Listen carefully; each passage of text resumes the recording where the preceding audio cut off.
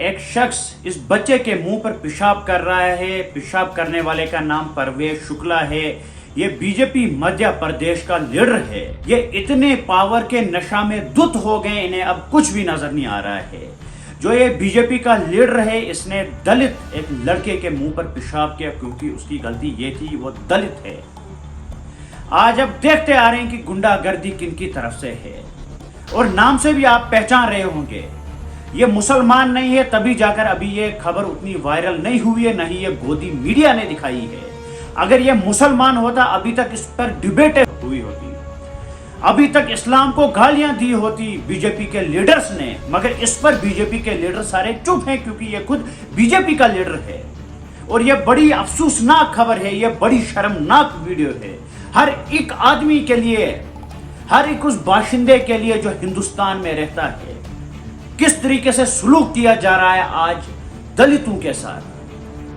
مسلمانوں کا آپ کو پتا ہے کہ کیسا سلوک ہو رہا ہے مسلمانوں کے ساتھ. اور کہیں نہ کہیں جب بھی کوئی ایسی حرکتیں کرتا ہے تو اس کا لنک ڈائریکٹ بی جے پی کے ساتھ نکلتا ہے.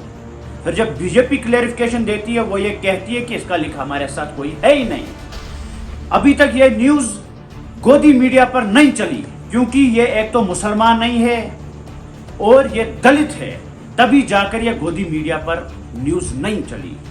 اگر یہ مسلمان ہوتا پیشاب کرنے والا تو ابھی تک یہ انٹرنیشنل نیوز بنی ہوتی, ابھی تک مسلمانوں پر اٹیک ہوئے ہوتے, ابھی تک ان کے گھر جلائے ہوتے, ابھی تک اسلام کو گالی دی ہوتی, حضور پاک صلی اللہ علیہ وسلم کو گالی دی ہوتی, اور یہ بھی ٹیگ لگا ہوتا کہ مسلمان سارے آتنکوادی ہیں, جس طریقے سے یہ کہتے ہیں کہ مسلمان آتنکوادی ہے.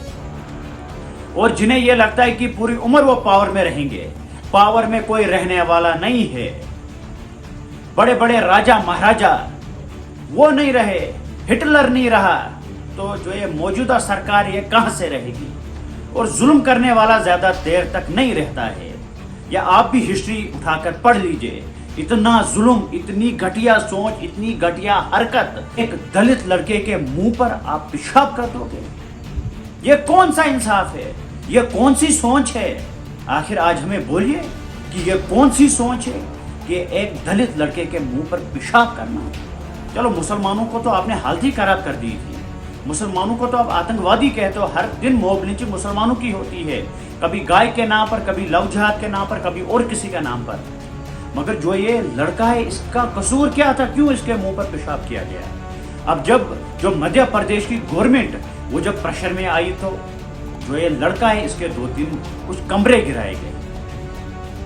اگر یہ مسلمان ہوتا ابھی تک اس کے جو سارے رشتہ داروں کے گھر گرائے ہوتے, ابھی تک حملے ان پر ہوئے ہوتے. کیا اس پر سب کی زبان بند ہے؟ کہاں وہ بجرنگ دل کے لوگ ہیں, کہاں وہ سنگھی لوگ, آر ایس ایس کے لوگ ہیں, کیوں نہیں وہ آواز اس پر اٹھائیں گے. ظلم ہوتا ہے, وہ مسلمان پر ہو, ہندو پر ہو یا سکھ پر ہو, ظلم کو ظلم کہو. مسلمان پر ظلم ہوگا وہ آتنکوادی ہے, دلت پر ظلم ہوگا وہ آتنکوادی ہے, بجرنگ دل پر ظلم ہوگا وہ دیش بھگت ہیں, کسی بی جے پی کے لیڈر پر ظلم ہوگا وہ دیش بھگت ہیں. جتنے بھی بی جے پی پارٹی میں لوگ ہیں وہ سب دیش بھگت ہیں, باقی سب آتنکوادی ہیں جو بی جے پی کا ساتھ نہیں ہے. یہ آج سوچ بنائی جا رہی ہے ہندوستان میں, اور بی جے پی کوئی مذہب نہیں ہے, بی جے پی پارٹی ہے, اس کو پارٹی رہنے دو. ہار جیت ہوتی رہتی ہے, مگر اتنا پاور کے نشہ میں دھت ہونا کہ ایک بچے کے منہ پر پیشاب ایک بی جے پی کا لیڈر کرتا ہے. کیا یہی سوچ بی جے پی کی ہے؟ کیا یہی سوچ بی جے پی کے ورکروں اور بی جے پی کے لیڈرز کی ہے؟ بڑی افسوس کی بات ہے. اور اب ہم یہ ٹھہر رہے ہیں کہ جو یہ شخص ہے اس پر کیا کارروائی ہوگی. کیا اسے بھی 3-4 دن کے بعد چھوڑا جائے گا بیل پر؟ ہم نے گجرات میں بھی دیکھا کہ ایک بہن کا ریپ ہوا, ان کو بیل دی گئی, 9-10 سال کے بعد بیل دی گئی, جو عمر قید کی سزا کاٹ رہے تھے انہیں بیل دی گئی. اور کس سرکار میں؟ بی جے پی سرکار میں. ہمیں سب پتا ہے کہ کون کیا کر رہا ہے. اللہ تعالیٰ غفور الرحیم ہے, اللہ تعالیٰ ہر کسی کو جواب دے گا انشاءاللہ. آنے والے وقت میں خود جواب ملے گا جنہوں نے ظلم کیا اور جو ظلم کر رہے ہیں, چاہے وہ دلت سماج پر, چاہے وہ مسلمانوں پر یا اور کسی پر. جو ظلم کرے گا وہ ظالم ہے, اس کو ظالم کہنا سیکھو. چلیے اللہ حافظ.